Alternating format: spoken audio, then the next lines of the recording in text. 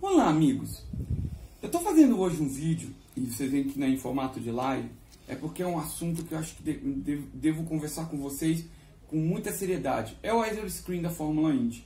Eu tive a oportunidade de conversar com gente graúda, entre eles Tino Belli, que é o engenheiro responsável pela parte técnica da IndyCar, a respeito desse novo equipamento que está nos carros da Indy e o quanto ele está modificando. Vocês viram nas corridas que o carro já não é mais o mesmo, e eu gostaria de trazer para vocês o que ele explicou, o que ele trouxe, baseado também em opinião de pilotos através de reportagem de Marshall Pruett.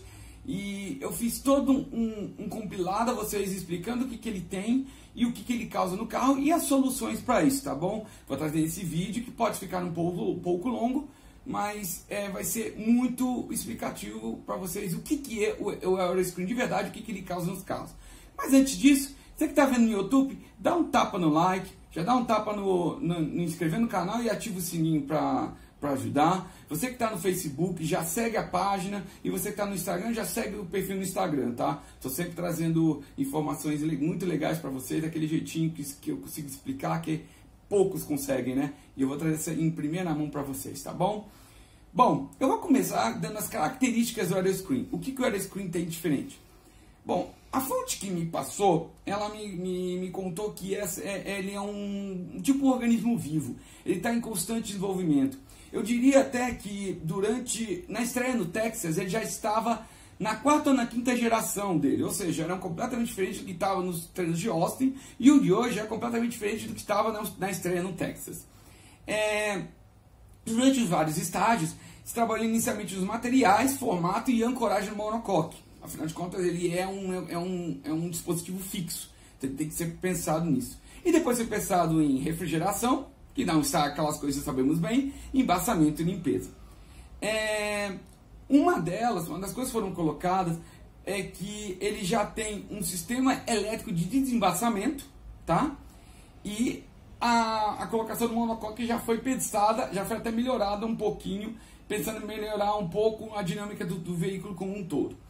O componente tem uma estrutura de titânio, essa da ancoragem, seria o equivalente ao Halo da Fórmula 1, fabricado na Áustria pela Pankel, e um vidro balístico de policarbonato, criado pela PPG Technologies. É a mesma PPG que fornece as pinturas, que patrocina inclusive o carro do Joseph Newgarden. Ela já possui um sistema elétrico de desembaçamento, e o sistema todo, por incrível que pareça, pode ser montado e desmontado em apenas 15 minutos. Isso é um negócio bem legal, bem interessante desse sistema. Agora eu vou falar de aerodinâmica e mecânica e aderência mecânica. Foram que eu conversei, os dados que eu perguntei ao Tino Belli. Mas antes, deixa eu colocar para vocês um dado bem claro a respeito. Houveram um aumento da pressão dos turbos, isso não foi falado geralmente. As pressões seriam 1.3 bar para ovais rápidos. Nós estamos falando de Indy, Texas e Gateway, tá? Que vão rodar com 1.3 bar nas corridas. E 1.5 bar para mistos, ovais curtos e qualifying da Indy, ok? Então a qualifying sempre tem uma pressão diferente relativa à corrida, e ela é de 1.5 bar, que é igual aos mistos e aos ovais curtos, tá? Bom, sobre aerodinâmica. E aerodinâmica, por incrível que pareça, mudou pouco. Pouca coisa aconteceu. Perguntei basicamente sobre arraste, influência na pressão aerodinâmica, no downforce formado e, logicamente, também no ar turbulento que sai depois do carro. Falou-se em arraste aerodinâmico uma perda muito baixa, um aumento de arraste muito baixo.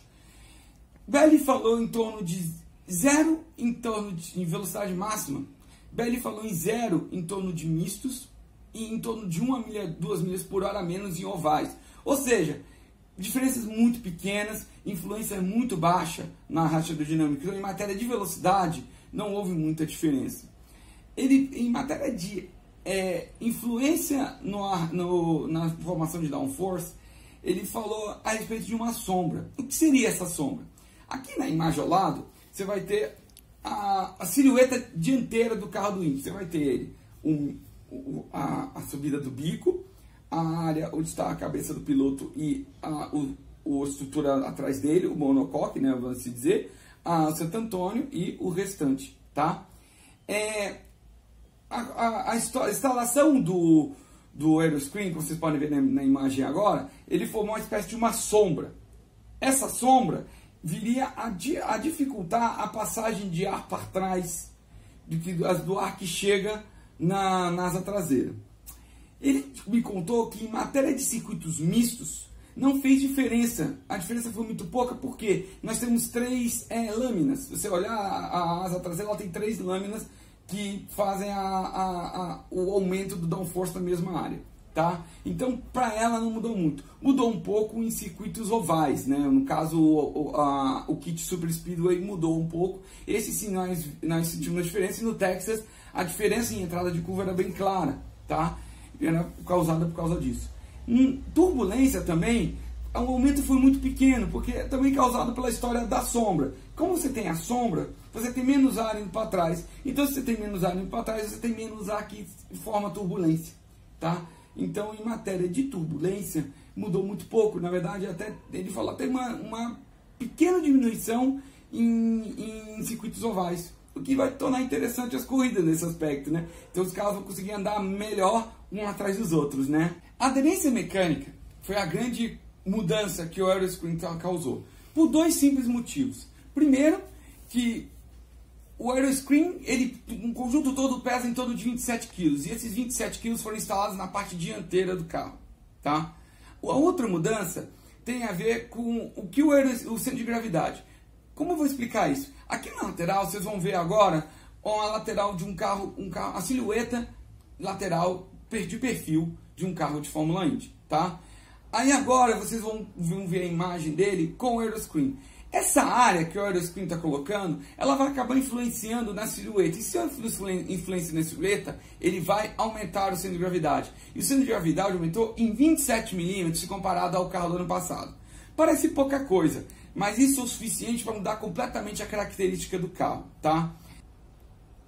Bom, vamos falar então de aderência mecânica. 2 coisas aconteceram muito importantes nesse carro. Primeiro, nós temos um sistema que pesa 27 kg a mais, colocados na parte dianteira do carro. E isso tudo influenciado na metade dianteira do carro. Eu vou chegar lá e explicar nessa parte. A outra coisa, tivemos um aumento do centro de gravidade de 27 milímetros. Parece pouca coisa, mas mudou completamente o carro. Por que eu estou falando do centro de gravidade? O centro de gravidade é a base onde todo o carro vai girar em seu eixo. Seja ele para o lado, para cima ou para baixo, ou em reação de momento, tá? Em reação de curva de giro, por assim dizer. Então, quanto mais baixo o centro de gravidade, melhor a dinâmica veicular do carro em uma curva. Então, se você aumenta ele, você vai ter mais dificuldade de fazer a curva. E isso nós conseguimos perceber nas corridas que nós vimos, tá? Mas, o que isso vai causar no carro? Bom, primeiro nós temos um problema de frenagem, né? Porque os freios estão dimensionados para um carro que nós tínhamos no ano passado. Agora nós temos um carro com 27 kg a mais, e todos esses 27 kg na parte dianteira, tá? E além de você ter o balanço de peso virado mais para frente do que era antes, você ainda tem 27 kg a mais de massa para tentar parar. Então o freio ele vai ser sobrecarregado para garantir a mesma qualidade de desempenho que ele tinha no ano passado. Então, para garantir isso, vai ser necessário um retrabalho, e isso as equipes já estão pensando, já está sendo pensado, de relação de freios, do brake bias, ou seja, o freio ser jogado um pouco mais para trás. O bom, você vai conservar os freios, mas por outro lado, o carro vai ter uma dinâmica pior de frenagem, ele vai frear um pouco pior do que freio no passado. Outra coisa está nas curvas.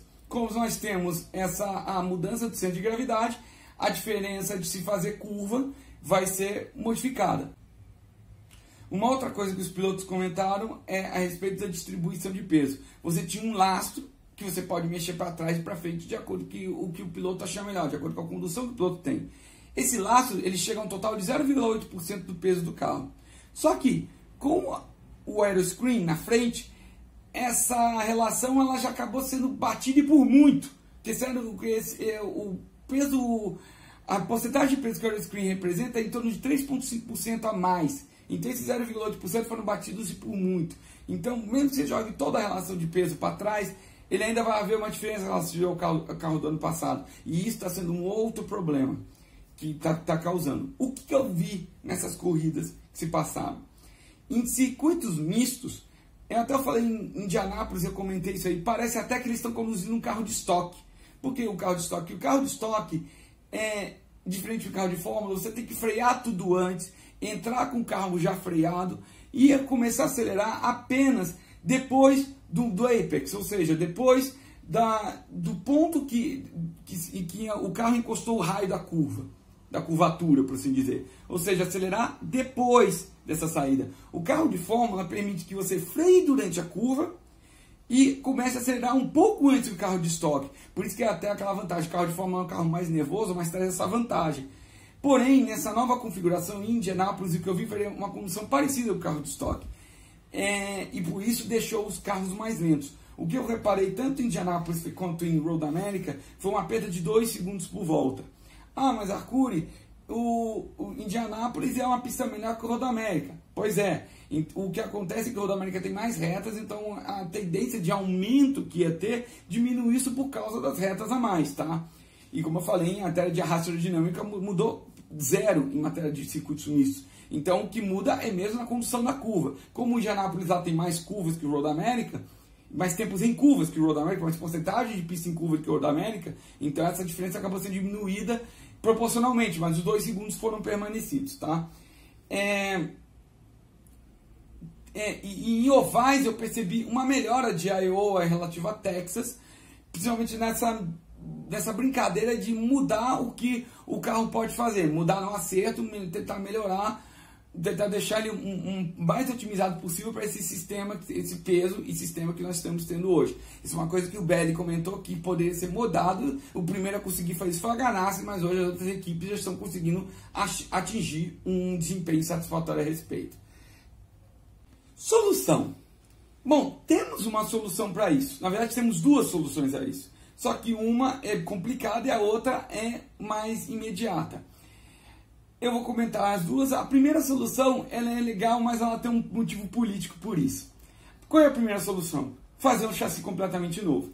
Vocês sabem que a Indy está para trazer mudanças completas no sistema do carro, tanto de motores quanto de chassis. O ideal seria, em 2022, eles trazerem esse chassi novo. Por que o chassi novo? Porque o chassi novo já vai considerar toda a estrutura trazida através do Aeroscreen. Então, com a ancoragem nova, peso novo, vai se poder fazer todo um rebalanço de lastro pensado, vai se pensar no carro já com essa, vamos chamar de trapizonga em cima. Então, por isso, já vai ser pensado toda a dinâmica do carro. A suspensão vai estar construída de um modo mais parrudo para aguentar esse peso, para pensar também na mudança de altura do carro, que é muito importante. Então, o importante seria fazer um chassi novo e tornar um carro muito melhor e muito mais rápido. Mas existe um problema político nisso. A Indy quer colocar os motores híbridos antes do chassi. E por que eles querem fazer isso? Porque as montadoras hoje estão pensando em desenvolvimento de sistemas híbridos. Lógico, os carros de rua no futuro próximo, todos vão ser pensados em hibridização. Então, para a Indy é importante, para a montadora é importante que se tenha um sistema híbrido que coloque como banco de teste sistema híbrido. E com o sistema híbrido, a Fórmula 1 está fazendo e também a WEC, vai trazer interesse de montadoras. E a gente quer fazer um sistema legal e relativamente barato, que vai ser interessante. Só que o ideal não é esse. O ideal é colocar um chassi novo, para que o chassi novo compreenda essa situação nova de Aeroscreen. E ainda tem um detalhe, até se considerar pensando no chassi velho. Se você coloca um motor híbrido nessa história, ele vai atingir até 900 cavalos de potência máxima, mais ou menos o que eles estão previndo. Então você vai ter o peso a mais do sistema híbrido, o peso a mais do Aeroscreen, e esse peso todo, ele tem que ser parado, ele tem que ser freado. E aí vai sacrificar ainda mais os freios, entendeu? É um outro problema. E o ideal seria o chassi, mas parece que nós não teremos isso imediato e talvez não tenhamos isso ao médio prazo. O outro problema, pneus. O pneu que ele está sendo construído hoje, ele é pensado no sistema antigo. E nós estamos vendo, eu tenho, pelo menos tenho reparado isso bastante, que depois dos stints, os pneus dianteiros estão particularmente destruídos, mais que os traseiros. Os traseiros estão sentindo um pouco também, mas os dianteiros estão particularmente destruídos. Porque você tem, como eu falei, você tem esse peso a mais na frente e tem esse peso a mais em massa para frear. E lembrando que em matéria de retirada de potência, que é como se mede a frenagem, ela não perde através de progressão linear, ele é um ganho geométrico da coisa. Então, é ainda mais poderoso. E ainda eu estou reparando isso, reparei principalmente em Indianápolis, Road América, foi o seguinte, deformações do peso do pneu durante aceleração e freio, principalmente frenagem. Gente, qual é o problema disso daí? Quando você tem uma banda de rodagem mole, como a Fórmula 1 tinha uns anos atrás e você via esse fenômeno acontecendo, era ok porque a banda de rodagem era mole. No caso do Indy, isso não é bem assim, a banda de rodagem é um pouco mais dura. Então, se você está tendo deformações, essas deformações estão acontecendo direto na estrutura interna do pneu. E isso é preocupante, porque é uma coisa que eu sempre falo com as pessoas. A parte de controle do carro é crítica, porque controle do carro tem a ver com o manuseamento do carro e tem diretamente a ver com a segurança do ser humano que está lá dentro. Então, toda a parte de volante, direção, suspensão e rodas, elas são diretamente ligadas a essa parte crítica. E rodas, nós estamos falando de pneus. Então, está tendo uma deformação muito grande na estrutura interna do pneu durante as frenagens e por isso os pneus estão terminando degradados, destruídos no final de um stint. A Firestone já sabe disso e já está pensando nisso, já está trabalhando a respeito. Só que há um problema. Como eu falei, pneus são parte crítica na condução do carro. E por ser crítica, você não pode fazer uma gambiarra, uma mudança rápida e beleza. Não, não é assim. Pneu requer um projeto completamente novo. E esse projeto leva tempo, demanda testes, demanda desenho, um monte de coisa. E, portanto, demanda tempo. E por demandar tempo, é uma coisa que deve ficar pronto no final deste ano. Mas no final deste ano a temporada acabou. Ou seja, nós só vamos ver mudanças, principalmente nos pneus dianteiros, só no ano que vem. Então vai ser importante como as equipes vão lidar com esses pneus do jeito que estão e como os acertos vão ser feitos baseados nessa deformação, nesse desgaste que esses pneus estão sendo submetidos até o final desse ano. Isso vai ser vital para uma condução de corrida, principalmente condução de corrida desses carros, tá? As equipes já estão trabalhando nisso, eles sabem desse problema, vão ter que se virar com isso mesmo. A Firestone sabe desse problema, mas vão ter que se virar com esse problema até o final da temporada.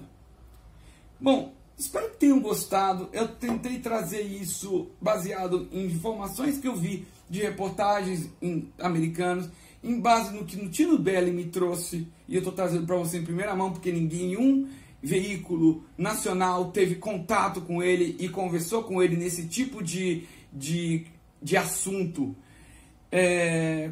nesse espectro de assunto. Então aqui é único, vocês estão tendo informações únicas no Brasil. Então, sendo assim, eu peço a gentileza de vocês seguirem as minhas redes sociais, que vão estar aqui sendo mostradas aqui do lado. Eu peço que vocês mostrem para os amigos, compartilhem com os amigos, conversem a respeito. Se tiverem dúvidas, minhas redes sociais estão aí. Eu vou responder suas dúvidas com muita gratidão, muito carinho, com informações, se eu não souber, eu vou pesquisar para saber, tá? Mas é isso. Um grande abraço a todos, curtam, compartilhem e sigam as redes sociais.